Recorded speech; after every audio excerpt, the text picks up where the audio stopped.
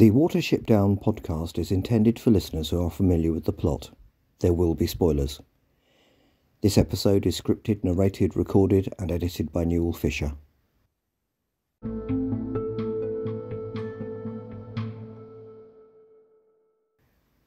Hello, and welcome to the Watership Down podcast episode 175, in which we'll be looking at the fourth 10-minute segment of the first episode of the 2018 Netflix version of Watership Down. First though, a bit of burrow keeping. This is the first episode edited entirely on my smartphone due to Spotify's decision to remove their in-app recording and editing facility, having taken it over from Anchor. You shouldn't notice any difference, but I will miss it, and recording and editing this podcast just got a little bit harder. Thanks, Spotify. I must warn you that this may result ultimately in my having to change podcast host, and that doing so may have to lead to my including some advertising for other podcasts in each episode, as I may have to start paying for hosting. When I began this podcast 3 years ago, it was possible to do so entirely for free, both for me and for you, but unfortunately, those options seem to be gradually closing down. So I am continuing to research options that cost me and you, the listener, the least. And the least worst option is that I may need to start including some adverts. But you never know, that might result in you finding something better to listen to than my appalling drivel. Watch this space. On a more positive note, Sam Birdie Animations on Instagram has left a lovely comment which I felt I had to read out. Quote, "Newell, this podcast is one of the best things ever. I remember first encountering Watership Down through a YouTube thumbnail of bloody woundwort. It left me a tad scarred. But then at my lowest point, when I had absolutely no one, I decided to face my fears of Watership Down by reading the original book. I fell in love with the characters and the camaraderie between all of them, something you can't always find with humans. Listening to the podcast gave me enough courage to finally watch the original 1978 film, and now it is one of my favourites. Last night I couldn't sleep, and so I turned to my podcasts. Listening to the way you describe the events of each adaptation is a true comfort." End quote. Thank you so much for those kind words. It is comments such as these that make it all worthwhile. Oh, and welcome to the Owsler, for services to podcasting morale. On the YouTube comments, Owsler member Sean Higgins is fascinating to read as he encounters this version of Watership Down for the first time. It was Sean who first introduced me to the 1984 Australian radio play. See episodes 91 and 92 for further details. And his engagement with the two BBC radio plays was very interesting. I wasn't expecting him to engage with the Netflix series in the way he has, and his comments provide a very useful check for my ramblings. Thank you, Sean. Anyway, let's check on what our favourite rabbits are up to as they approach a new warren. I'm sure it will all be fine.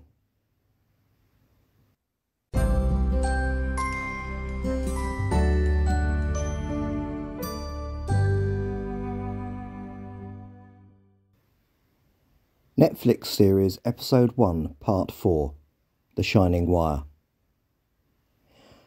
Part 4 of Episode 1, The Journey, runs from 28 minutes 20 to 40 minutes 10, and the reverse timings are 21 minutes 50 to 10 minutes exactly.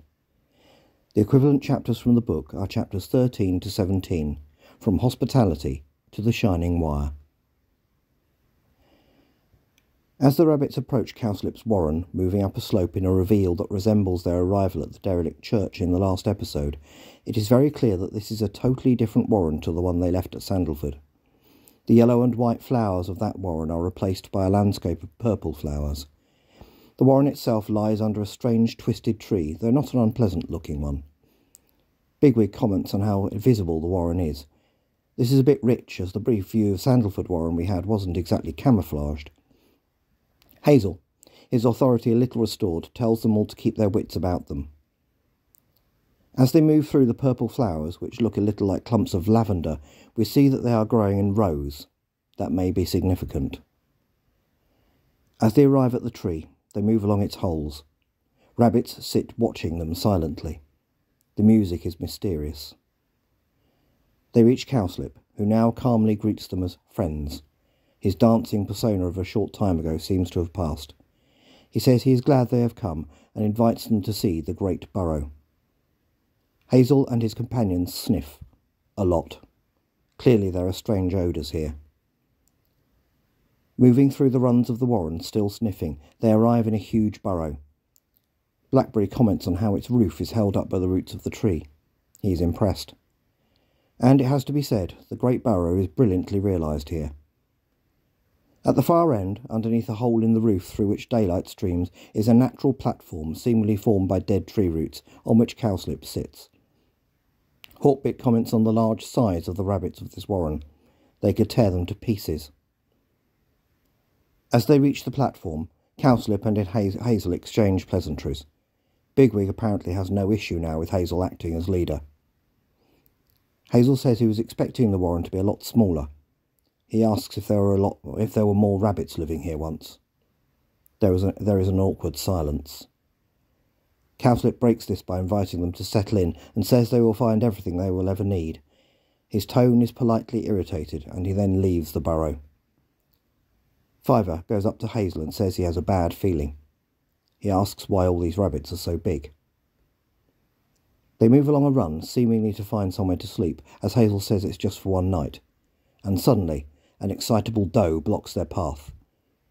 She introduces herself as Strawberry. And time out. Let's just look at this Strawberry for a moment. Originalist hat on. They have, of course, gender swapped her, and as you may know, I have no particular issue with that. However, the Strawberry of the book is quite a calm character who also introduces his doe, Nildro Hain. This Strawberry is excitable and instantly seems needy, suggesting no partner.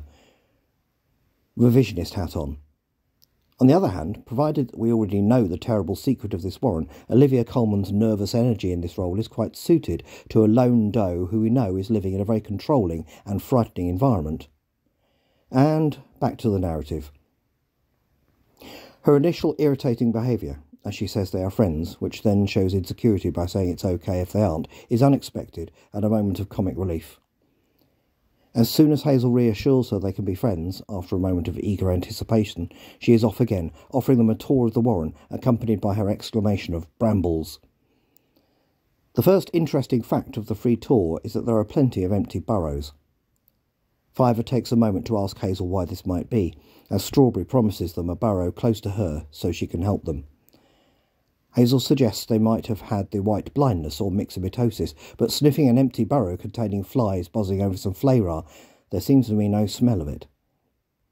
Strawberry has been chattering on and now says she is going to show them something that apparently newcomers don't usually get to see. She leads them into what seems to be a disused well pit, and at the centre of this is a collection of purple crystals in the middle of the floor. This is this version of Watership Down's version of the shapes of Cowslip's warren. She tells them a rabbit called Laburnum made it. This is the same name as in the book, where Hazel wonders why a rabbit would be named after a poisonous tree.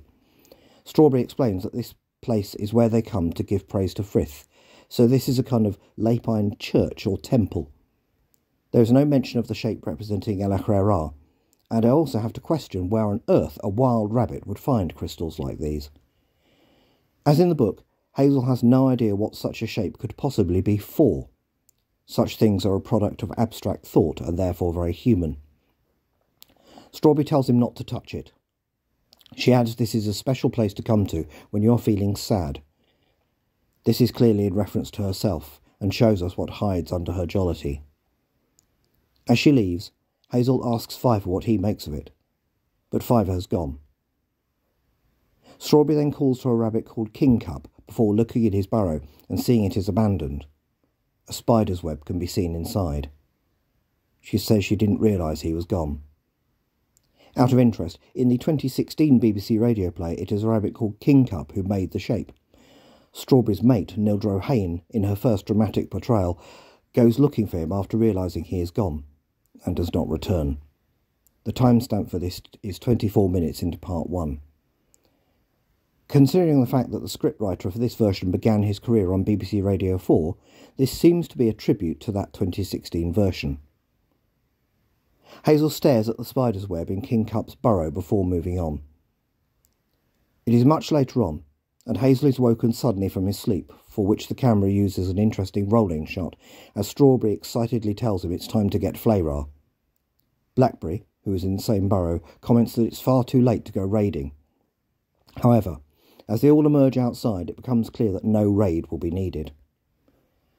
By a path leading from a gate in a low wooden enclosure like a compost heap is an abundance of flayrah.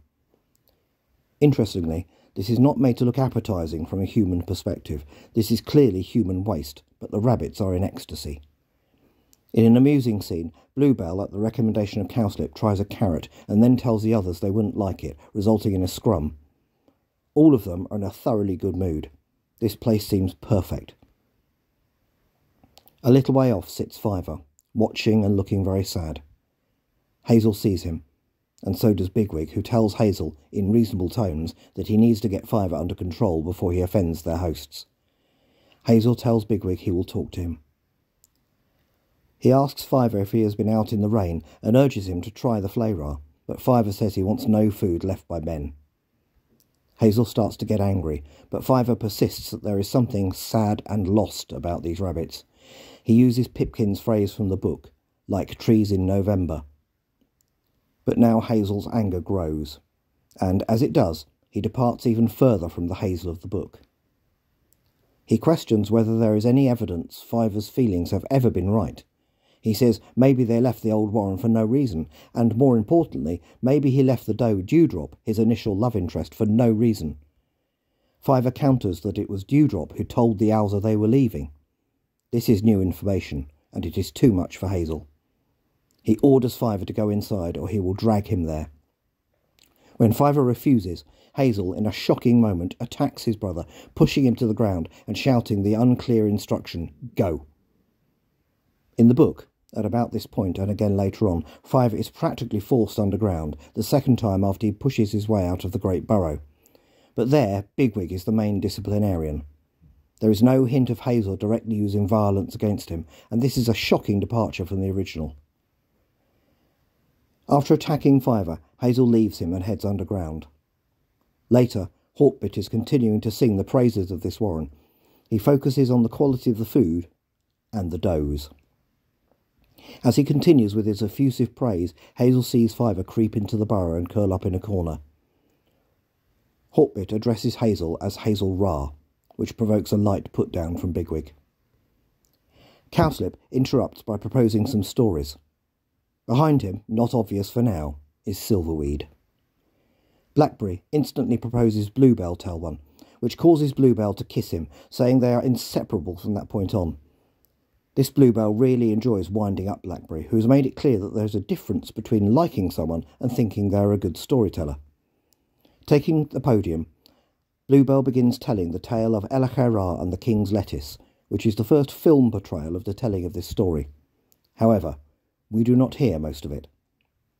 As Bluebell begins, Hazel hears something in the distance. It is chanting. Following the sound, he ends up back at the crystal shape. 5 does sit in a circle around it, reciting what can only be described as a religious chant praising Frith. Back in the great burrow, Bluebell's tale reaches its triumphant conclusion to the praise of his companions.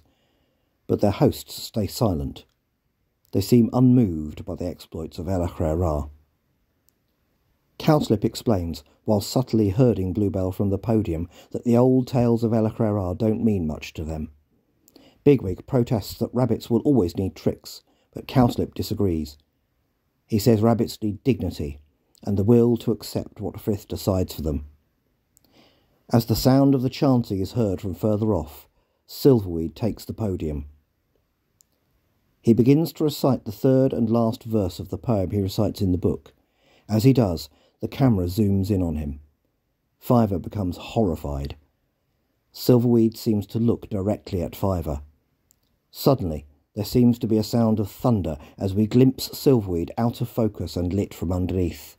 Fiver has seen another reality. He starts to say that Silverweed smells like wounds, like pain and rot. As Silverweed begins on the previous verse from the book, Fiver addresses Hazel. He says the roof is made of bones. As we see Hazel turn to reassure him, that strange thunder is heard again, as the light from underneath flashes again, and we see the roots overhead briefly appear as just what Fiver says, huge, twisting, skeletal spines, with the daylight coming through the hole in the roof snuffed out for a moment. Silverweed concludes in close-up with the phrase, "Into the earth we go, with the rain and the berries." It is a very effective moment, showing us the terrifying world Fiver sees at times like these, and is a credit to the CGI used to make this series. Fiver turns and runs outside. As Silverweed continues, Hazel tells Bigwig that he will deal with Fiver, but Bigwig is not interested in Hazel's instruction. He has had his chance. Outside, he confronts Fiver, telling him he will get them kicked out. Fiver says he is going to the Down. Bigwig says he will be dead before Ni Frith. Hazel joins them as Fiver says Bigwig is closer to death than he. In the book, this confrontation happens after Fiver is forced back underground for the second time and is then found to be missing again. Fiver turns to Hazel, telling him that he was a good leader because he believed in them and brought out the best in them. He is notably talking in the past tense. He wishes his brother goodbye. After a pause, Hazel goes after him. He has decided to believe his instincts and says he will tell the others they are leaving. But this Bigwig has other ideas. He brutally pins Hazel to the ground, telling him he is not the leader. He tells them both to go. They are finished here. If they try to return to this warren, he will kill them both. Bigwig runs through a hedge. As Hazel and Fiver make to leave, they hear a sound of distress. Fiver says something has got Bigwig. Creeping forward through the hedge, sniffing cautiously, they see a peg shaking in the ground with a wire running from it. The camera jump cuts closer to the peg until we see Bigwig on his side, caught in a snare.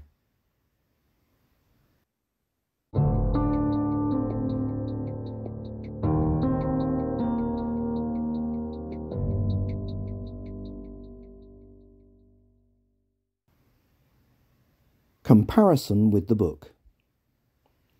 I think the portrayal of the Warren of the Snares, if very summarised, is quite good in this version of Watership Down, although the crystal shape, though visually impressive, is bizarre.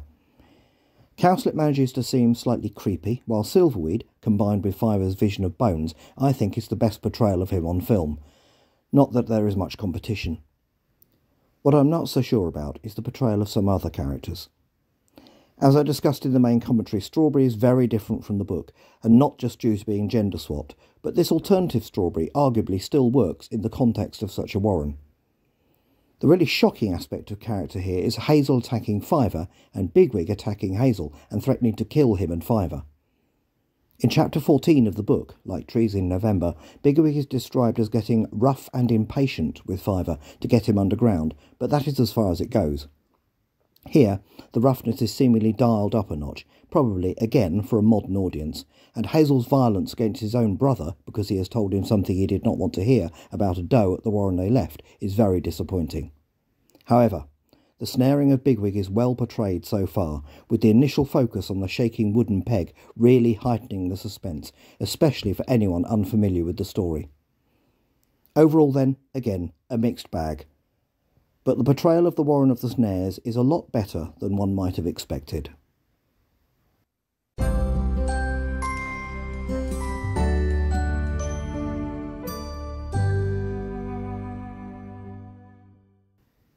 Next time, the rabbits reach Watership Down.